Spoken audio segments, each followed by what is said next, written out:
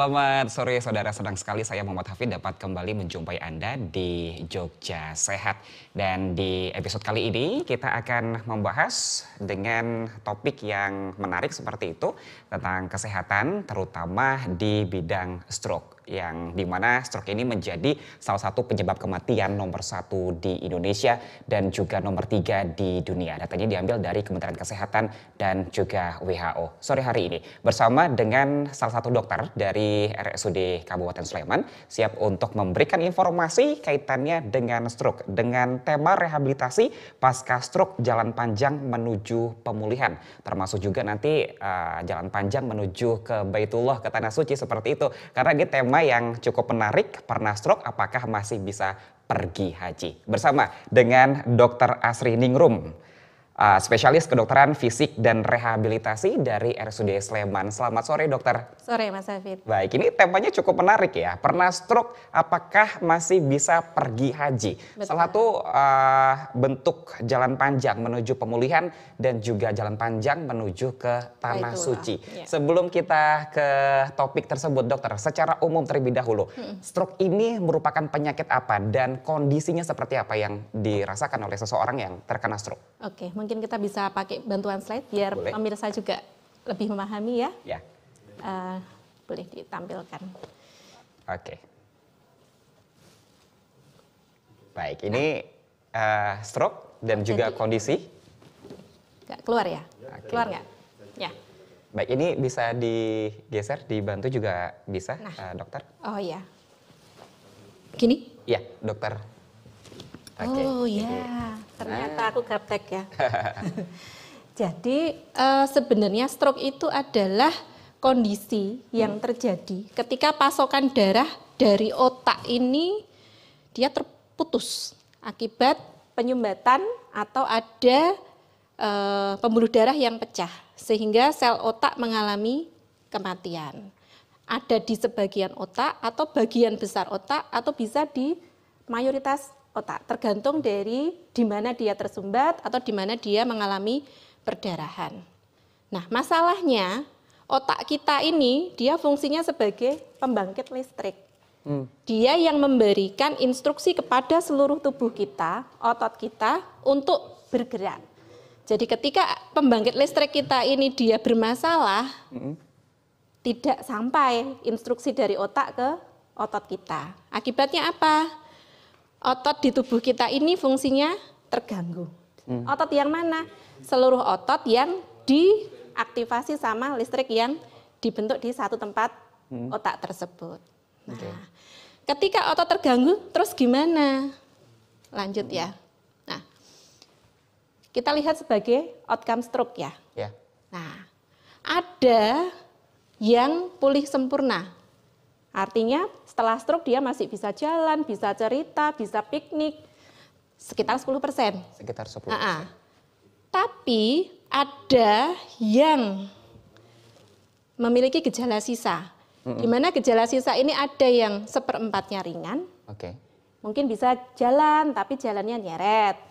Atau bisa makan tetapi kadang kesedak. Dan 40% ada yang mengalami gejala sisa sedang berat. Di sini dia membutuhkan bantuan orang lain untuk jalan, misalnya dengan mendorongkan kursi rodanya. Atau yang 10% ini mengalami perawatan penuh, dia bangun aja enggak bisa. Harus dibantu semuanya oleh anggota keluarganya. Nah, yang 15% ini bisa kita abaikan kalau kita mau ke Baitullah. Iya.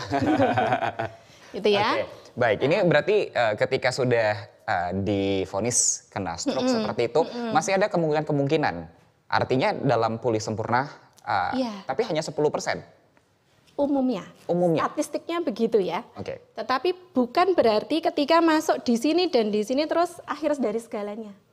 Masih ada hal-hal yang bisa kita perbaiki, yang bisa kita lakukan untuk memperbaiki fungsi dia sebagai manusia.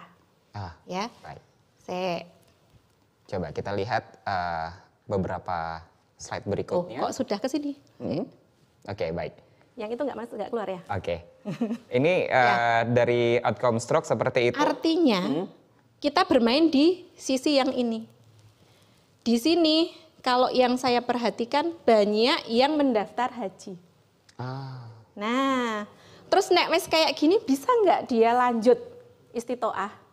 Bisa nggak dia akhirnya pergi berhaji? Kalau bisa pergi, apakah di sana dia bisa melakukan ibadah haji dengan sebaik-baiknya atau hanya tinggal di hotel saja dan menerima bantuan orang lain untuk dia survive? Nah, itu yang perlu kita tekankan di sini ya. Kenapa? Karena kita pergi haji itu kan pengennya full bisa ibadah, full bisa melakukan perjalanan rohani yang benar-benar menggetarkan hati, bukan hanya tinggal di hotel. Nah, ini yang mau kita bahas di sini. Oke, berarti hanya di gejala sisa ringan sebesar 25%, gejala sisa sedang hingga berat 40%. Iya. Ini yang sedang berat dan gejala sisa ringan ini yang bisa diberangkatkan. Yang masih mungkin berangkat. Masih mungkin. Berarti ada kemungkinan tidak berangkat. Ada beberapa kategori atau misalnya Iya. indikatornya seperti apa saja? Nah, kita lihat. Oke. Mana? Kita coba untuk lihat berikutnya agak sedikit di. Kurang ya? Iya. Oke. Ternyata angel. Sebentar. Baik. Kita coba lihat terlebih dahulu. Baik, saya bantu sedikit dokter. Boleh. Baik, ini ada beberapa kategori yang bisa kita lihat di sini, saudara. Jadi, Oke. kalau kita melihat istitoah itu tentunya dengan peraturan pemerintah ya. Ya. Kita menggunakan Kemenkes nomor 0107 tahun 2024. Di mana kriteria istitoah haji itu ada 4. Jelas ini memenuhi syarat. Ya. Wong sehat kabeh ya. Ya.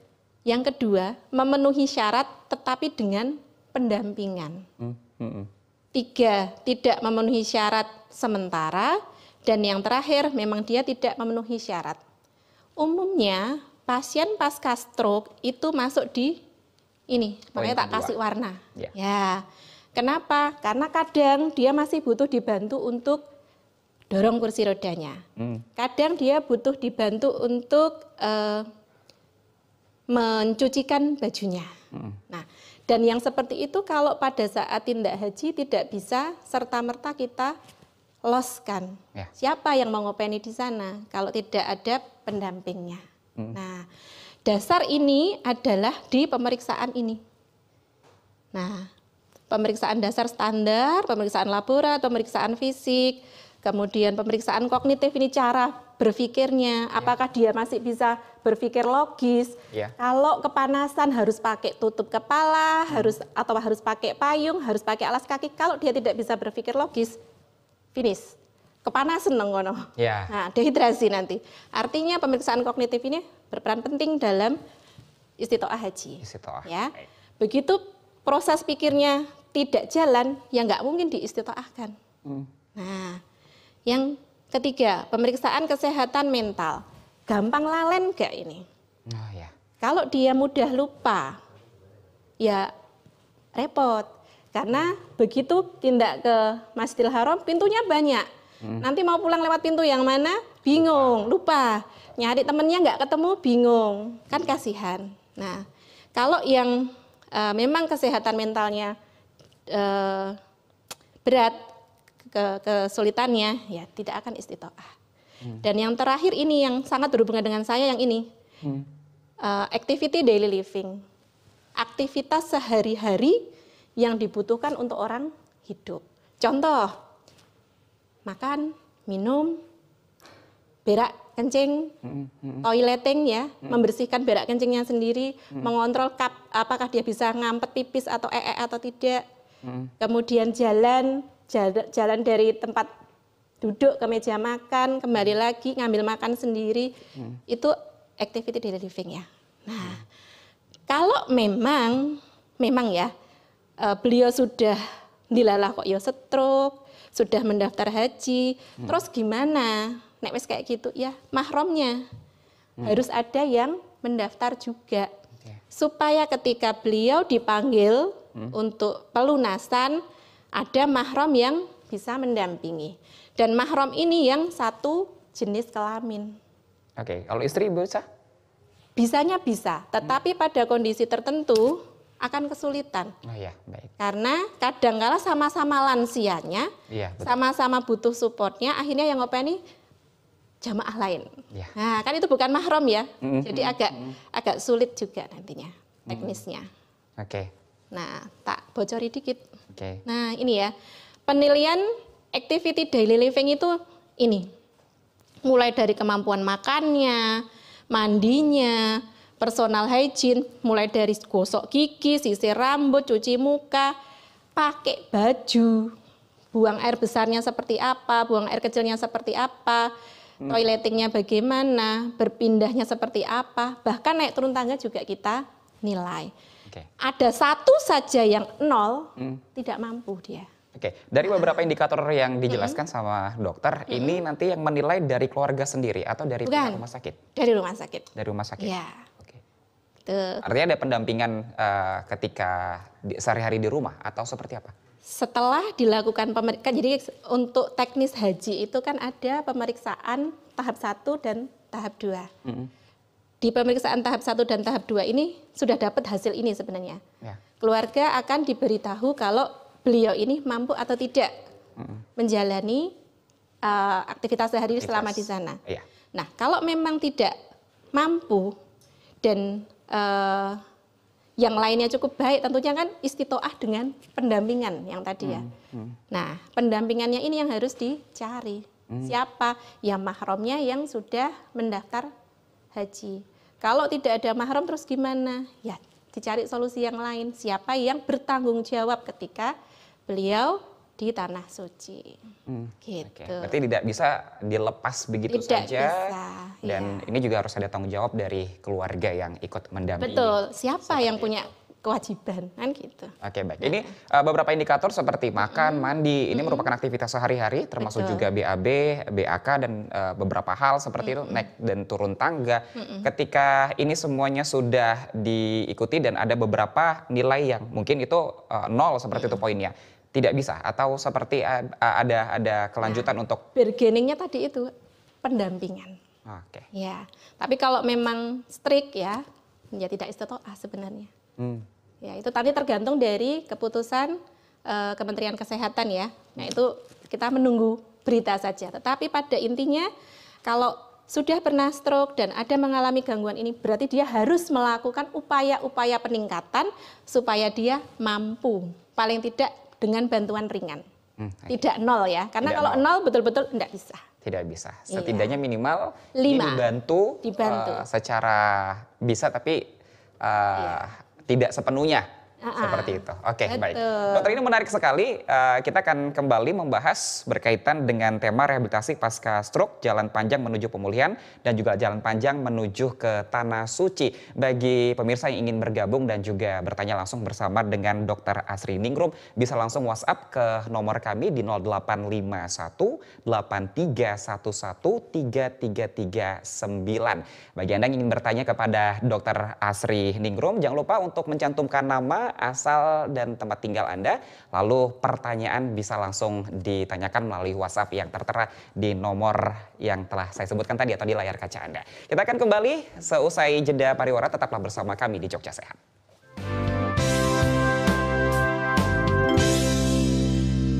Tablik Islami membumikan Al-Quran, menyatukan umat. Quran hanya kita lihat saja sudah dapat pahala, apalagi kita baca, apalagi faham maknanya. Ahlullah atau keluarganya Allah adalah mereka yang ahli membaca Al-Quran. Al-Quran adalah hadiah, yang membaca nanti akan mendapatkan hidayah. Jenengan buat nggak faham pun nggak apa-apa, asalkan baca Al-Quran nanti akan difahamkan sama Allah. Seandainya kita menyimaknya itu harokatnya ataupun bacaannya itu ada yang salah gitu, apakah itu nanti kita marah mengikuti dosa atau gimana?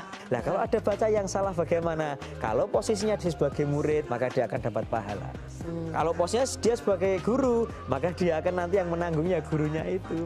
Wah, pertanggungjawabannya berat ternyata ya, Tas ya. Abot, orang band-band besting gitu.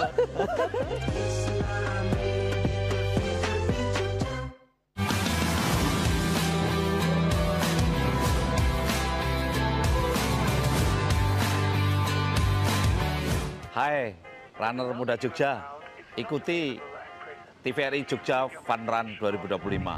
Jangan lupa catat, Minggu 21 September 2025, flag off jam 5.45 pagi WIB. Start finish di TVRI Yogyakarta. Kuota terbatas, segera daftarkan. Sukses! Still got the most vision. Trendsetter told them before, but they don't listen.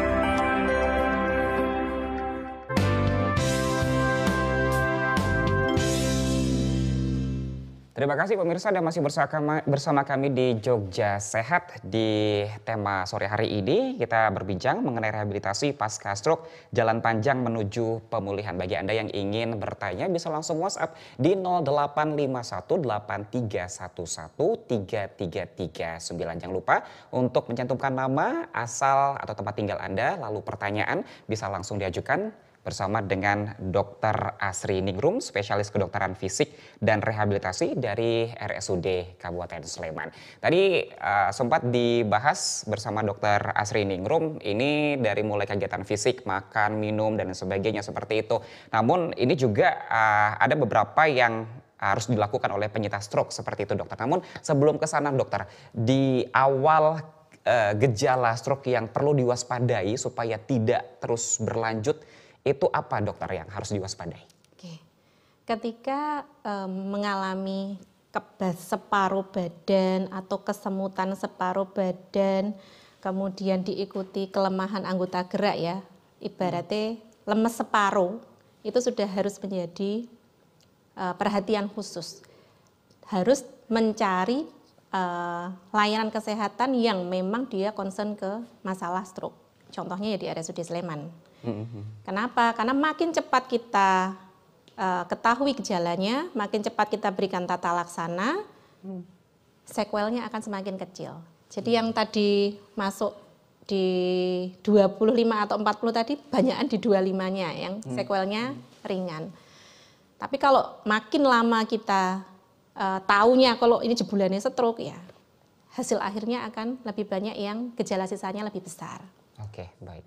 Berarti dari hal-hal kecil terlebih dahulu ya, kayak kebas seperti itu. Tapi separuh badan ya, separuh badan. Nggak cuman ujung tangan, karena beda, beda ceritanya nanti kalau itu. Baik, dokter apa yang harus dilakukan penyintas stroke untuk memelihara istiqomah kesehatan, terutama ketika nanti di Tanah Suci?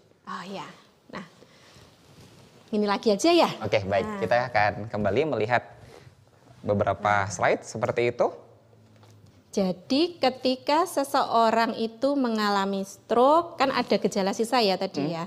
Gimana caranya supaya dia jangan sampai stroke lagi? Ya. Nah, gimana caranya? Satu, nih ya, apa yang harus distabilkan? Satu, gula darah harus stabil. Jangan sampai dia naik terus-terusan. Tekanan darah harus stabil. HbA1c ini harus turun. Nah, kalau ini sudah kita lakukan, secara umum kondisi laborat dan hemodinamiknya stabil, selanjutnya adalah kita mengajari kembali otak itu untuk dia bekerja. Gimana cara ngajarinya? Ya kita analogikan pakai kayak gini. Otak itu dia perbaikannya melalui namanya sprouting ya. Sprouting itu kayak kecambah. Ya. Dari otak yang sakit dengan otak yang sehat. Yang sehat ini dia akan memberikan bantuan kepada yang sakit. Bentuknya seperti kecambah yang kemudian memberikan aliran listrik ke otak yang sehat ini. Supaya apa? Supaya aliran listrik ini kembali lagi menuju ke otot-otot di tubuh kita. Oke. Nah, apakah begitu dia ada sprouting terus bisa bergerak lagi? Belum tentu, karena harus dengan ini latihan yang intensif. Kalau latihannya yo nek berling nek kober karo nek eleng yo ora iso. Ini harus konsisten. Ya, betul. Latihannya harus konsisten dengan cara yang tepat. Karena kalau kita perhatikan ya, persendian kita ini kan gerakannya tertentu ya. Ya. Gerakan ini berbeda dengan gerakan ini. Nah, padahal ini prosesornya di sini. Oke. Nah, kan harus satu-satu nih. Supaya dia bisa bergerak gini, ini bisa bergerak gini, harus dikoordinasikan. Nah, kalau jenengan mersani, umumnya pasien stroke itu kan kalau jalan gini ya. Ya. Nah, kenapa kok begini? Karena otot yang di sini dia memendek, otot yang di sini memendek, akhirnya tangannya, sikunya masuk, lengan bawahnya dia menutup, jarinya nyengkrem. Nah, kalau kayak gini mau megang gelas apa bisa? Oke. Enggak bisa. Nah, salah satu latihannya adalah dengan kita buka ini, kita luruskan, jauhkan, plus diputar supaya dia supinasi, plus dipanjangkan. Nah, ini bukan cara yang mudah kalau pada pasien stroke yang sudah terlanjur begini. Ketika dia stroke, terus sudah mulai kaku-kaku, sudah harus dilakukan peregangan ini. Dapat dari mana ilmu ini? Ya datang ke kami dengan latihan yang intensif. Oke, terapi ini dikatakan waktu antara 3 bulan periode paling cepat sampai bertahun-tahun. Artinya tergantung dari kondisi respon fisik, masing-masing. respon dari saraf-sarafnya seperti itu. Betul. Tadi latihan intensifnya hanya gerakan-gerakan tangan saja atau juga ada? Ada gerakan tangan, ada gerakan kaki, ada gerakan wajah, tergantung masalah yang dialami oleh penyintas stroke. Karena penyintas satu dan yang lain masalahnya tidak sama. Ada yang masalahnya gangguan menelan, ada yang masalahnya nggak bisa jalan, ada yang masalahnya bisa jalan tapi nyeret, ada yang masalahnya bisa jalan tidak nyeret, tapi tangannya keple, nggak bisa gerak sama sekali. Ada yang semuanya bisa tapi nggak bisa ngomong. Nah, masing-masing itu kan ada latihan khususnya yang tidak sama antara satu penyintas dengan penyintas yang lain. Nah, itu butuh latihan yang personalized, yang intensif juga. Oke, dokter, ketika tadi dokter memberikan contoh sebelah kanan ya atau sebelah kiri tangan seperti itu, sebelah kiri sebelah kanan. Itu artinya yang diterapi atau yang latihan secara intensif itu hanya di kanan saja, tangan saja atau juga misalnya di kaki atau organ-organ lainnya seperti itu? Tidak, latihan itu bimanual ya. Bimanual artinya dua-duanya. Dua-duanya. Karena sisi yang sehat membantu latihan sisi yang sakit, itu akan menjadi feedback yang baik untuk penyintas stroke. Ketika tangan yang sehat ini hanya diam saja, tangan yang sakit disuruh latihan, bingung tangannya yang sakit harus ngopo, ra iso. Tapi ketika dia dibantu dengan bimanual, bisa. Misalnya gerakan ngangkat ke atas, ini kan sehat nih, yang ini kan enggak ya tadi ya. Kalau kita bantu, akhirnya pasien bisa ngangkat tangan ke atas, meskipun dengan bantuan yang sehat. Tapi kalau enggak dibantu sama sekali, hambok kon ngangkat ngantek kiamat ra iso. Gitu. Termasuk juga latihan-latihan lainnya, kaki? Betul, termasuk latihan yang kaki. Latihan yang kaki lebih membutuhkan alat bantu ya. Nah, apa sih yang kita punya? Nah, alat bantu yang bisa kita lakukan macam-macam. Ini namanya paralel bar. Ya. Kenapa? Karena ada paralel kan jajar loro ya. Nah, bar itu tiang. Kenapa kok kita butuh dua seperti ini? Untuk memberikan kestabilan pada saat penyintas stroke ini latihan. Kenapa? Karena kalau dia stabil, jalannya akan lebih bagus. Nah, alat seperti ini apakah punya? Ya punya. Sugih Sleman ini. Khususnya di RSUD Sleman ya dok ya? Oh ya, yang saya tahu ya, karena saya di sana. Baik. Nah, pun kalau dia membutuhkan, ternyata sudah bisa jalan, tapi jalannya nyeret ya, dia butuh untuk memperbaiki gerakannya, kita punya alat lain seperti ini. Jadi latihannya nanti, kalau kebetulan ini yang latihan untuk tangan ya, latihannya untuk yang kaki supaya kakinya bisa lebih kuat dan lebih stabil pada saat berdiri. Masing-masing alat nanti ada peruntukannya. Kayak ini okupasi terapi ya. Kadang kita menemukan penyintas stroke itu tangannya benar-benar nggak bisa dipakai. Nah, latihannya kan tetap harus menggunakan yang ini tadi. Kita bantu menggunakan alat, biasanya gagangnya kita buat lebih besar, kemudian kita arahkan tangan yang sakit ini untuk dia bisa melakukan gerakan-gerakan activity daily living. Contoh, ngupas buah kan hal yang sehari-hari ya, kalau bisa melakukan kan insya Allah kepercayaan dirinya akan meningkat.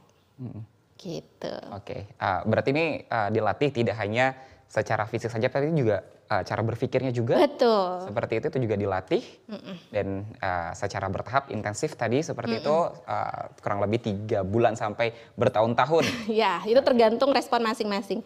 Dan kita juga punya alat untuk stimulasi listrik ya. Oke. Ini untuk membantu kelancaran aliran listrik tadi. Supaya otot-otot yang dia tidak mendapatkan aliran listrik yang cukup itu dia tetap survive dan bisa bergerak. Oke. Baik, ini menarik sekali dari mulai terapi dan juga latihannya, dan terutama ini latihannya bisa dilakukan di RSUD Sleman seperti itu, tidak bisa di rumah, dokter? Di rumah akan ada home exercise program ya, jadi kita akan memberikan edukasi tertentu, kayak ini tadi, ini kan bisa dilakukan di rumah, ya. Tapi ketika kita butuh alat, kemana? Ya ke rumah sakit, karena alat ini tidak semua orang punya. Kita mau minta pasien beli, ya bisa, tetapi kan tidak semua berkemampuan untuk membeli. Jadi bisa ke rumah sakit dan itu bisa menggunakan BPJS. Oke, bisa datang langsung ke rumah sakit atau juga nanti diberikan arahan-arahan untuk terapi ringan mungkin di rumah dibantu oleh keluarga. Bagi Anda yang ingin bertanya bisa langsung WhatsApp bersama kami di Jogja Sehat 085183113339. Jangan lupa untuk menyebutkan nama, tempat tinggal dan pertanyaan langsung bersama dengan Dr. Asri Ningrum, spesialis kedokteran fisik dan rehabilitasi dari RSUD Sleman. Pemirsa, kita akan kembali dengan topik dan juga pertanyaan yang masih saya menjadi penasaran dengan dokter seperti itu, karena ini banyak sekali yang bentuk-bentuk stroke yang bisa dikatakan untuk menurunkan resiko seperti itu, karena resikonya cukup besar dan bagaimana cara menurunkannya. Kita akan kembali setelah yang satu ini, tetaplah bersama kami di Jogja Sehat.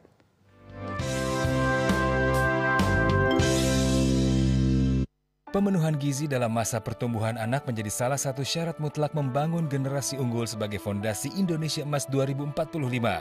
Program Makan Bergizi Gratis yang digagas Presiden Prabowo Subianto merupakan langkah konkret pemerintah untuk mendongkrak kualitas sumber daya manusia menuju Indonesia Emas 2045. Program Makan Bergizi Gratis memastikan setiap anak mendapatkan akses terhadap makanan bergizi dan memiliki kesempatan tumbuh sehat serta cerdas. Ditargetkan ada 82,9 juta penerima manfaat program Makan Bergizi Gratis, terdiri dari anak-anak, ibu hamil, dan ibu menyusui. Makan Bergizi Gratis, ciptakan generasi unggul untuk Indonesia Emas 2045. Halo runner muda Sleman, ayo ikuti TVRI Jogja Fun Run 2025 dalam rangka memperingati ulang tahun ke-60 TVRI Yogyakarta. Pada Minggu 21 September 2025 di halaman TVRI Yogyakarta. Ayo runner muda Sleman, segera daftarkan. Di Anda karena kuota terbatas.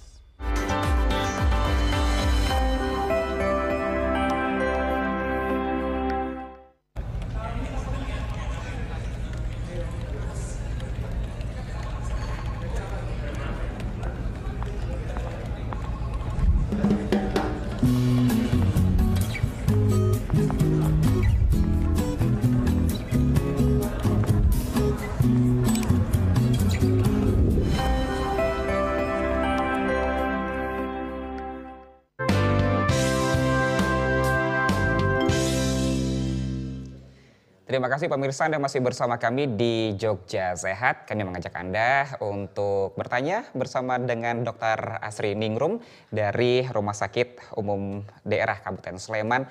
Bisa langsung WhatsApp ya di 0851 8311 3339. Ini kaitannya dengan rehabilitasi pasca stroke, jalan panjang menuju pemulihan. Nah, yang jadi pertanyaan saya, dokter, ketika tadi sudah istitoah, sudah melakukan beberapa terapi lah bisa dikatakan seperti itu. Apakah nanti sampai pada akhirnya menjelang menuju keberangkatan ke Baitullah, ini akan lancar seperti itu atau seperti apa?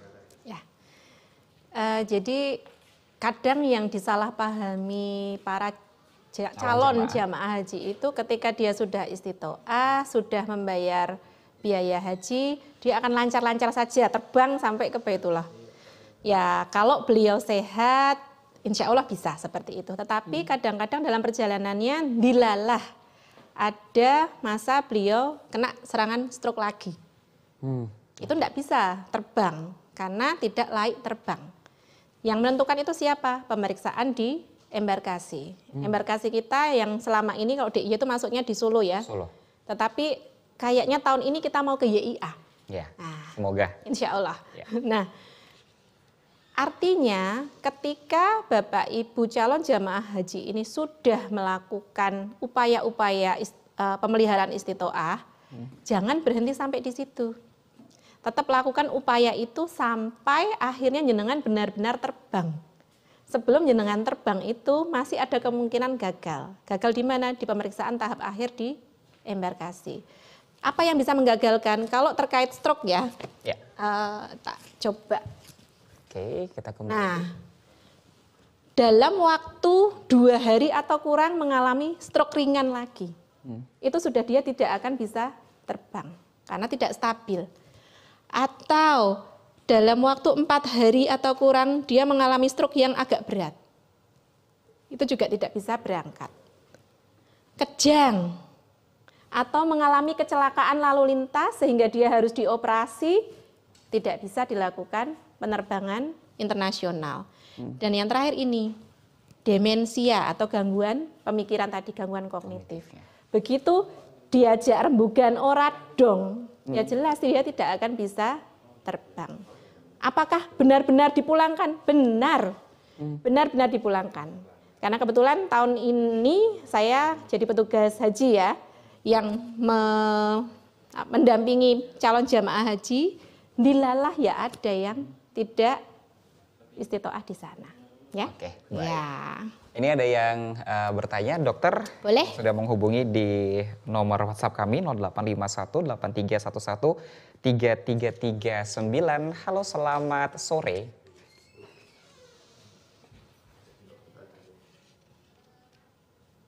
Baik, halo, selamat sore. Ya, sayang sekali terputus. Bagi Anda yang ingin bertanya langsung bersama Dr. Asri Ningrum bisa langsung di nomor WhatsApp kami 085183113339. Mungkin tadi yang terputus bisa mencoba untuk menghubungi kembali. Halo, selamat sore. Selamat sore, Kak. Iya, dengan Ibu siapa di mana? Saya keluarga pasien yang stroke. Kebetulan topik hari ini mengangkat tentang stroke ya. Betul. Saya putri dari Pak Tri Harsono, Kalasan. Dari Kalasan. Baik, Ibu Putri, silakan Ibu. Iya, bapak saya itu stroke mungkin sudah lebih dari 6 bulan. Apakah untuk terapi fisiknya ini atau rehabilitasinya ya tadi ya disampaikan itu masih harus terus berlanjut sampai kapan gitu? Memang tangan kanannya stroke bapak itu kanan ya, tangan kanannya itu belum bisa untuk megang dengan kuat. Apakah rehabilitasi mediknya itu harus terus-terusan dan sampai kapan? Terima kasih. Terima kasih dokter. Iya, terima kasih Ibu Putri dari Kalasan. Ini sudah 6 bulan melakukan rehabilitasi seperti itu. Dokter, apakah ini akan terus dijalani sampai kapan? Sembuhnya kira-kira kapan? Nah, tadi ya yang di sini ya. Mana ya? Nah, baik. Jadi proses protein atau bantuan dari otak yang sehat ke otak yang sakit tadi itu memang secara ilmiah dia optimal di 6 bulan pertama. Tetapi bukan berarti setelah 6 bulan tidak ada proses tersebut. Ada, tetapi memang kecepatannya tidak seperti pada 6 bulan pertama. Itu kenapa cut off-nya ketika 6 bulan hasilnya bagus, insya Allah dia sequelnya kecil. Tapi kalau 6 bulan hasilnya kok masih belum bisa melakukan gerakan yang kita harapkan, kemungkinan sequelnya yang sedang tadi. Gitu. Terus apakah harus berhenti? Ya enggak, namanya kita manusia berusaha. Kita upayakan sejauh yang ada progresnya. Progresnya apa? Kalau fungsi tangan ya fungsi untuk menggenggam, fungsi untuk jimpit. Kalau itu masih bisa kita kejar, ya kita lanjutkan. Tapi kalau memang sudah tidak bisa, ya artinya kemampuan optimal yang bisa diraih oleh Bapak seperti itu. Mungkin begitu ya Mbak Putri ya. Dokter, untuk memotivasi keluarga pendamping dokter sudah selama 6 bulan, mungkin ada yang sudah bertahun-tahun seperti itu untuk pasien stroke, itu bagaimana caranya dok? Motivasinya lebih ke ini ya, upaya ya. Bagaimanapun kita itu manusia biasa yang tidak luput dari salah dan lupa. Oke, baik. Ya kan? Selama kita masih melakukan usaha yang sesuai, harapan itu akan selalu ada. Tetapi kalau kita sudah mupus, wah wis ra iso iki, yang memang nggak akan bisa. Nah, jadi ketika keluarga bisa mensupport beliau ini untuk melakukan latihan yang rutin dan intensif, secara teori masih bisa dilakukan upaya pemulihan. Meskipun yang masuk di sini. Nah, nek sudah masuk di sini kan nanti terus berikutnya, nanti masih dibayari sama BPJS enggak? Nah, pertanyaannya kan selalu ke situ. Selama masih ada progres, BPJS kita tuh baik kok. Selama masih ada progres, insya Allah masih akan di-cover. Tapi kalau memang sudah tidak ada progres, artinya hal optimal yang bisa dicapai oleh beliau sampai di situ, ya sudah enggak bisa. Nah, siapa yang tahu ini sudah optimal atau belum? Ya kita memeriksa. Gitu. Oke, dokter tadi dikatakan sudah 6 bulan melakukan terapi seperti itu. Namun kalau misalnya untuk daftar haji itu kan bisa tahu untuk berangkat atau tidaknya kan juga kadang lumayan mepet seperti itu dokter. Dengan latihan yang intensif atau mungkin dalam waktu yang agak mendekat keberangkatannya karena informasinya juga mendadak seperti itu. Apa yang bisa dilakukan oleh keluarga dan juga pasien stroke? Yang jelas yang pertama adalah doa ya. Bagaimanapun siapapun itu kalau dia memang sudah berniat haji, dia akan tetap berangkat bagaimanapun caranya nek memang sudah dipanggil sama Gusti Allah. Tetapi yang harus dilakukan oleh penyintas stroke dan keluarganya apa? Memelihara fungsi seoptimal mungkin. Jangan sampai yang tes tadi, yang activity daily living tadi tidak bisa atau ada poin nolnya. Kenapa? Karena itu akan membuat dia tidak istitoah. Ya, kalau sudah dilakukan, padahal berangkat tinggal 1 bulan lagi ya, gimana? Ya kita upayakan optimal, ikhtiar. Kalau memang rezeki itu tidak akan pernah lari, selama kita sudah berupaya. Oke, baik. Ini kalau kita lihat dokter ada beberapa take home message seperti itu yang bisa dilakukan oleh keluarga dan ini juga pendampingan keluarga justru lebih penting karena memotivasi pasien untuk sembuh dan juga untuk melakukan seperti itu beberapa tadi latihan yang intensif gitu itu juga sangat diperlukan peran dari keluarga atau putra-putri atau cucunya seperti itu. Nah di jalan panjang menuju pemulihan ini untuk beberapa pasien yang bisa dikatakan gagal ketika berangkat ke Tanah Suci. Apakah tidak semakin, mohon maaf nih, depresi seperti itu atau juga malah justru tidak optimis untuk ada solusi sembuh? lain. Ada solusi lain. Jadi ketika memang beliau ini tidak istitoah ya atau tidak bisa berangkat karena tidak layak terbang, ada solusi lain. Dengan apa? Dengan melakukan umroh pada saat bulan puasa karena pahalanya sama dengan pahala berhaji. Nah, hal-hal seperti itu kan yang bisa memberikan penguatan adalah keluarga. Dalam arti ketika kita memaksakan kondisi sehingga Bapak harus berangkat ya, meskipun kondisinya tidak memungkinkan, itu hanya akan membuat beliau jadi tidak nyaman pada saat di Tanah Suci karena hanya di hotel saja. Pengen ke masjid nggak bisa, pada saat Armusna beliau juga harus disupport semua oleh anggota kloternya, itu kan juga ada rasa tidak nyaman mungkin ya. Nah, kalau itu bisa dibijaksanai, misalnya Bapak A sudah mendaftar haji, sebelumnya sudah istitoah, tapi dilelah kena stroke dan kebetulan tidak langsung membaik, porsinya dikasihkan ke putranya yang sudah mendaftar juga, itu bisa. Secara bijaksana seperti itu. Atau minta ditunda di tahun keberangkatan berikutnya, supaya dia punya waktu cukup untuk melakukan pemulihan. Dan itu diperbolehkan oleh Kementerian Agama. Jadi saat ini sudah melunasi, tapi ternyata ada satu dan lain hal yang perlu diperbaiki, diberangkatkan di tahun berikutnya. Dan itu membutuhkan kelegowoan hati ya, karena aku wes bayar, aku wes usaha, kok ramangkat, nah, rasanya kan piye, nggak apa-apa, insya Allah berangkat, cuman memang tertunda waktunya. Begitu. Oke. Tadi dokter menyarankan jika tidak berangkat haji, bisa ya dengan alternatif melakukan ibadah umroh di bulan Ramadan, di bulan puasa, karena pahalanya hampir sama. Namun untuk syarat keberangkatan umroh dengan haji, dengan pasien stroke seperti ini, apakah juga sama atau butuh screening lainnya? Tidak se-strict kalau haji ya, karena kalau haji itu kan proses yang paling krusial itu pada saat Armusna. Kalau umroh kan tidak ada proses Armusna. Jadi proses umroh sendiri insya Allah lebih bisa tolerable untuk orang disable. Dalam hal ini penyintas stroke kita sebut sebagai orang yang disable atau butuh bantuan untuk melakukan aktivitasnya. Baik di Makkah maupun di Madinah tetap ada tempat khusus bagi mereka yang menggunakan kursi roda atau menggunakan supporting buggy car. Tidak masalah, itu bisa dilakukan. Tetapi kalau haji memang karena ada proses Armusna, di situ yang butuh kemampuan lebih ya.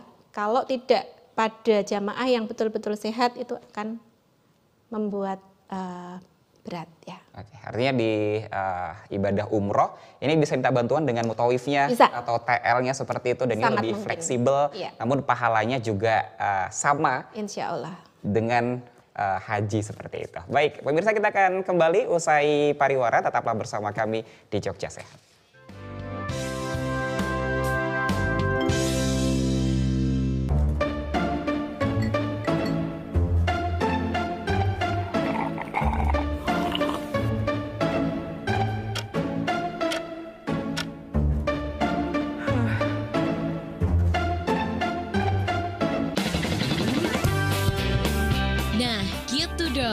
Pilih produk dalam negeri. Selain kualitas yang oke, desain juga kece. Ragamnya juga banyak. Masih ragu pakai produk lokal? Yuk pakai buatan produk Indonesia.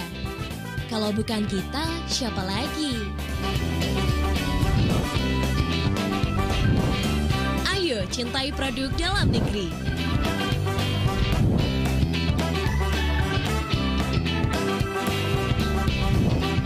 Bangga menggunakan produk Indonesia.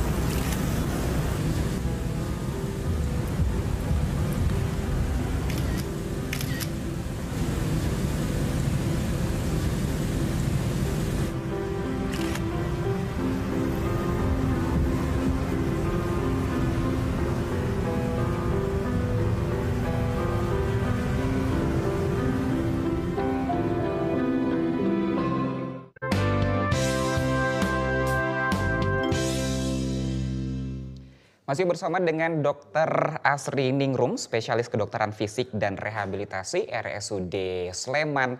Kita di segmen terakhir, dokter, untuk pasien atau orang yang pernah terkena stroke seperti itu, berarti apakah masih bisa berangkat ke Tanah Suci? Ya, jadi pada prinsipnya kalau dia ada di titik yang ringan tadi, insya Allah masih bisa. Selama dia bisa memelihara istitoahnya. Jangan sampai di masa menjelang keberangkatan terjadi stroke ulang. Oke, berarti walaupun mempunyai riwayat stroke ya, masih bisa berangkat. Masih bisa berangkat? Ya, selama dia masih di posisi yang ringan tadi. Yang dia masih bisa melakukan activity daily living mandiri. Oke. Dan tidak terjadi stroke ulang menjelang keberangkatan. Karena kalau terjadi stroke ulang menjelang keberangkatan, dia tidak layak terbang.